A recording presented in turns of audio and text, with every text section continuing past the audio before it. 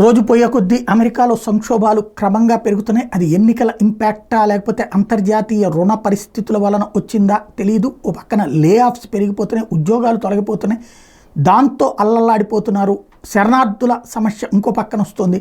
వీటన్నిటికీ తోడుగా ఇప్పుడు US pending home sales index plunges to record లో. ఇది అక్కడ చివరికి కట్టిన ఇళ్ళు కొనుగోలు చేసేవాళ్ళు కరువు అవుతున్నటువంటి పరిస్థితి. ఉద్యోగం ఉంటే బ్యాంకు లోన్ తీసుకుని ఇంటికి లోన్ కట్టుకుంటూ దాన్ని ఏమంటారు నెలకి అద్దె కట్టే బదులు ఇంటిని మనం వాడుకోవచ్చు కదా అనుకుంటాం. ఒకవేళ మనకి ఉద్యోగం తేడా వచ్చినా ఆ ఇల్లు అమ్మేసుకుని ₹4 5 మిగిలితే మనం ఇవాళ డౌన్ పేమెంట్ ఇచ్చిన డబ్బులు అప్పుడు వస్తాయి. ప్లస్ ఈలోపు మనకి ఇంటి అద్దె తగ్గుద్ది, ఆ డబ్బులు పక్కన పెట్టుకుంటే మనకి కొంత ఉపయోగం ఉంటుంది కదా అని సహజంగా భావిస్తాం. ఇప్పుడు అట్లాంటిది ఉద్యోగాలే పోతున్నప్పుడు ఇళ్ళని ఎక్కడ కొంటారు, ఇంకా కొత్తగా ఎక్కడ కొంటారు? ప్రపంచ యుద్ధాల భయం వేస్తున్నప్పుడు కొత్తగా ఎవరు కొంటారు? అలాగే ఇంట్లో ఒకళ్ళు ఉద్యోగం కోల్పోతే ఇంకెక్కడ కొంటారు? ప్రస్తుతం ఆ సంక్షోభం వెంటాడుతోంది.